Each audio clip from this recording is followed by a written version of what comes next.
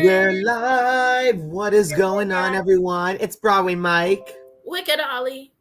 And welcome to Forever Ollie and Mike on this beautiful Saturday. We want to take a moment to apologize for not being on yesterday. Apparently, it got a little busy for both of us. But we're back. Mike meant last week. Yeah, last week.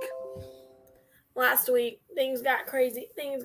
We meant to tell you all, but we'll put an announcement soon. So, but anyways, what's today's topic, Mike? So today's topic is basically all about the feelings that go into great shows and when they end their life. So for those of you who do not know who are joining us now, I wouldn't say end their lives. I would say closing. Just closing. And I think closing will be the word of the day. Closing will be the word of the day. But before we do that, let's play a little bit. We haven't done this or that for a while. Oh, absolutely.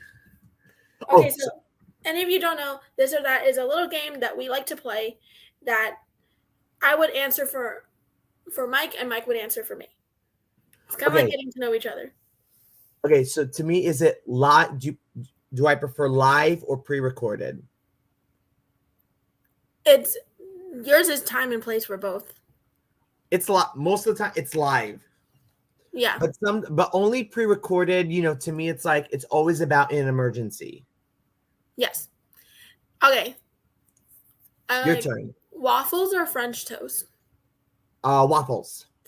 Time and place for both. I do love waffles. I have waffles every morning. And then maybe French toast I'll buy once in a while. Okay. Am I an early bird or a night owl? Oh, you're a night owl for sure. Oh, definitely a night owl. Mike is not an early bird. It is true. All right. Musicals or straight plays? Oh, musicals. Time and place. But also plays, definitely I have seen straight plays. I'll be right back for a second. Enjoy my fish in the background. I have fish back there. What is up, everybody? Yeah, so the whole idea of why we're doing our theme today is closing. I just said word of the day again, closing. Many of you who are watching this probably heard the really sad news about Andrew Lloyd Webber's The Phantom of the Opera closing on Broadway after 35 years. And really, it's no words to really describe it. And because to me, I always believe that, Phantom, it's a national treasure. It's a landmark to New York City. And people know the show so well. And it was so popular, especially with tourists. But it gets very complicated. But we'll definitely talk more about that when Olivia comes back.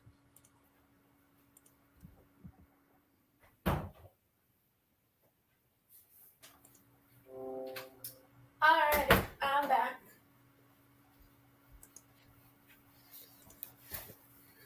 So, okay, I'm back.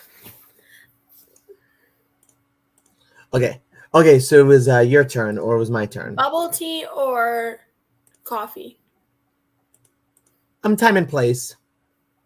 Yeah, time and place. But I'm more towards the bubble tea side. Okay, for me, feeling young. Wait, no, that's not a good one. I literally had a brain fart. Okay, hold on. Oh, give or receive? You're more of just a receive. Yeah, time and place for both. Okay. Sharks or whales? Sharks. Sharks. I do like whales too, but I like sharks better.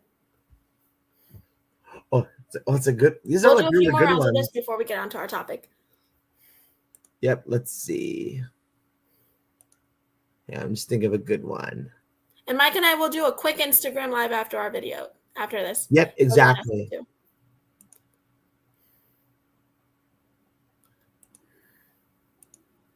Hang on, I literally had a good one. Do you ever get a brain fart and then you're just trying to think of Okay, I'll go while you're looking. Do I like pasta or rice? Time and place. Yes, but I'm more towards pasta. Oh, chicken or beef? Oh, you're more of a chicken. Yeah, definitely chicken. But I also love beef as well. So definitely time and place. Okay, one more for each. So, Am I more of a movie or a stage? Time and place for both. I do love both, but because I'm not close to New York, so if I want to see entertainment, I go to the movies. Yep. And of course, we always have the great shows that tour around the world. Yep. Okay, anyways, let's go move on to our subject. So our subject today is Closing. So whenever you have it does not have to be, it can be any drink you like. I'm drinking tea. Yep, I'm just having a water. But yeah, so I was just saying while you were in the bathroom that, of course we wanted to do I this. wasn't in the bathroom. I was taking my laundry out. Oh, you were taking the laundry. Oh, sorry. But while That's you were doing all that, we were just saying we basically did this because of the recent news with Phantom closing in February, which of course I'm sad. It's bittersweet because Phantom, it is a landmark, national treasure to New York. I'm more of a. Here's the thing. Mike knows this about me. I'm more of it. It is sad that a show closes, but we are in this business, so we do have to be prepared for it all the time. So whenever a show closes, it had a great run.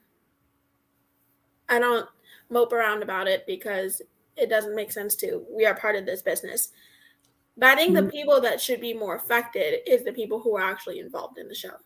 I think really when you think about it, just the people like the behind the scenes, like the cast, the crew, the orchestra, like the creative team, especially for a show like Phantom, a lot of the cast members have done the show for like an estimate, like within like 10 to 12 years of their lives, which I think is just so incredible. The original, there is one crew member that has been there since the opening. Actually, there were a couple, both from the crew and then also from the orchestra. And also there's someone from who does the wigs for Christine. Who does the wig for Christine? Fun fact: she said they did not change the wig. It's the same wig than when it opened because the hair and dresser for that show has been there since 1980s. Yeah, and they've always changed it up just to kind of keep it, just to kind of like tweak and just like brush it. But she said they didn't change it. She said they never changed. They didn't change it. It's still the same wig, Sarah. But it was always the same style. No, she said it was the same wig. Yeah. That Sarah Brightman wore. That is amazing, how they do, especially for all how they conditioned it like that. And also, speaking of closing, another great show is closing tomorrow, which is Dear Evan Hansen. Dear Evan Hansen. And I think that when those type of shows close, I have this feeling that whenever a show closed, you get more fans than you did when they opened. I think it is interesting. It really kind of depends on the production. Like Legally Blonde, when that closed, that got more recognition than what did when it opened. Yeah, I mean, it did get a big popularity following especially when it aired on MTV. Yeah. I actually have a fun fact about that with Legally Blonde is that during my sophomore year of high school, our advanced drama club, the studio drama, which was like the juniors and seniors, they got to go to the taping of the MTV Pro Shot of the show. Yep. And they sat right behind the Hills Girls. So if you see, next time if you guys ever watch the Pro Shot of Legally Blonde the musical, the moment when you see the Hills Girls coming in with Bruiser down the aisle, and they were sitting like right behind them. Yeah. And then when like iconic shows close, it does leave like I said, you can be sad about it, but it doesn't go away because it's still going to be with you. It's always going to have that memory in the theater. Like Cats closed a long time ago, but people still listen to Cats to this day. Oh, it's true. And then even with shows like Cats, because Cats, Phantom, it's one of those shows you either love it or you hate it. But either way, it's just, to me, what really touches me. Either you love Phantom or you hate Phantom. When I think of a great show, it's the music that really kind of hits you first. Like, I love the Phantom music. I'm just not a huge fan of the show itself. But I do love the music. I will listen to the cast recordings all the time. But the reason is, well, Mike knows the reason. I'm not going to say it on here. But there's something unique. It's something that you're unique, but the music is good. I will listen to the music. But like Dear Evan Hansen, like listened to Dear Evan Hansen music. Was it a great score? No, it was. I mean, not a great score. Sorry. Was it a like? Was the plot very good? Like this plot very good? It was. It's complicated. It's a complicated. I wouldn't say no. I wouldn't say it's not good, but the music itself is very good. That's what I think. That's what music when it stays on Broadway, it's the music that really captures the audience too. I think really it's always about, to me, when I ever see a really good show, it's there's always a running order of what really kind of gives me the attention. It's either one or vice versa. One, the story, and then two, the score. Oh, the score, yeah. And then like if it's like the cast or anything, or like whoever's in the show, it really kind of depends on the star. Yeah. And sometimes before a show, you know when a show is about to close and when they have to stunt cast. Yeah, that is true. Like, for example, you and I, and we've talked about this before, about one of our other favorite shows, Anastasia. Yeah. Because even though it did really well, it did have a good following, with the fan base, because a lot of people grew up on the movie. But there was a time when, because one of its main cast members apparently had this big fan base and people got excited about him. Cody Simpson. Yeah, Cody Simpson, even when he joined, and it was kind of like a mystery because people were like looking at each other. It's like, oh my God, I have a feeling something is going down. No, when they announced stunt casting, that means, the show's going to close. But yeah, it also kind of really depends on the show. I mean, for example, the revival of Chicago, which just celebrates 25th anniversary, now going on 26. Here's the difference between Chicago. They never struggled at the box office. What they did was just stunt cast all the time. That didn't mean they didn't struggle because of that. Yeah, because with Chicago, because the whole idea of the story is about fame and celebrity. Well, that's why they had to cast celebrities. That's different. But it also kind of really depends on the performer. At that point, when they stunt cast to save the show, that does not mean it's going to run longer. That means they're just holding off until it closes, so they don't close right away. Like, Funny Girl obviously is stunt cast. I was gonna say because of the certain latest cast change. Certain latest cast change for Funny Girl. We're not going to mention her name.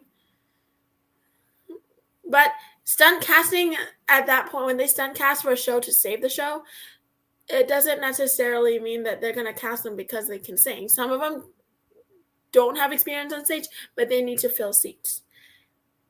But it's not stunt casting where they've already casted the performer, like the very famous performer, before they even started. Like Music Man was not stunt casted because they've already casted Hugh Jackman. Yep, and and Hugh started out as a stage performer first before he was a movie star. Yeah. Yeah, and then also, and even when Beauty and the Beast was running on Broadway, they had a lot of celebrities. There were actually a lot of celebrities that joined the cast during the run, even during its 13 years it was running. Oh, does it? Annalisa Vanderpool, she was the last belle. Yeah, she was a closing belle. Christy Carlson Romano, even Debbie Gibson, that big 80s, the OG pop princess from the 80s. Yeah. So she played Belle. And then even the 90s when they brought in Toni Braxton, aka the Unbreak My Heart singer. Yep. So with Toni Braxton, she became the first woman of color to play the role of Belle. And then, what's interesting was that, for those of you who do not know, Waitress also had a lot of stunt casting because that show and it still did really well even during its original run. Yeah, Waitress had a lot of stunt casting. The biggest stunt cast they casted, I think that was Colleen Ballinger and Todrick Hall. Yeah, obviously, and then Sarah Bareilles, of course. And what's interesting is that even Sarah Bareilles is a singer-songwriter. Only in the theater said her first industry. love was musical theater. Only in the theater industry, but Colleen Ballinger and Todrick are famous for the world. Oh, definitely, because of their YouTube following. Yep. And then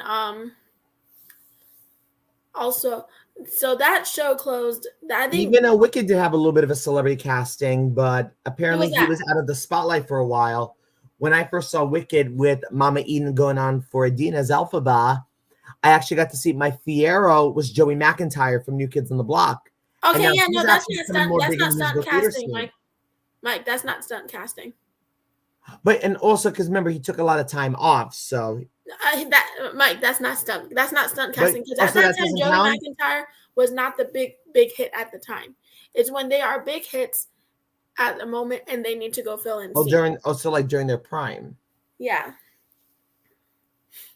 And then who else did I?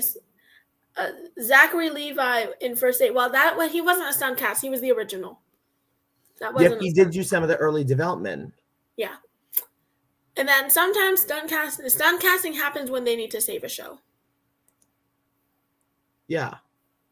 But that doesn't always mean that the show is not going to close. Sometimes they stunt cast so that it could buy time for the show about to close too. But it also kind of really depends on the star and whoever's in it. And even Hairspray did have a lot of share of stunt casting. Remember, Haley Duff did it. Alexa Vega from Spy Kids. But Haley Duff at the time, like I said, Haley Duff at the time was her prime time. She wasn't this mega star yet like she is now. Yeah, I mean, Haley Duff, I mean, she was well known because, being Hilary Duff's sister. And then she was on like a bunch of like films and TV shows. Yeah. And then... No, I'm not going to count Ashley Parker Angel because even though he was big in O-Town and then Lance Bass, but that was like later on. That was their prime time. That was the prime time. And that still wasn't enough to save the show too much, Yep, and even when they had Bruce Valanche and George Wendt, they were like big names. John Panette was a great comedian. In the theater industry, they weren't like big famous stars. So that's not really. But they had like a big, like following. Yeah, but that's not stunt casting. Stunt casting is when they get a very famous, because they kind of match the persona. Very famous celebrity.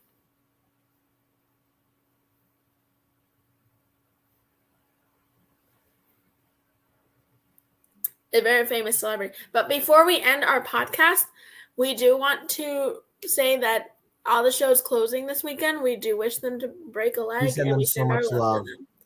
But anyways, Mike and I will go on Instagram Live if you want to follow us. If you want to join us on the party. Yep. I'll see you guys. We'll see you then. See ya.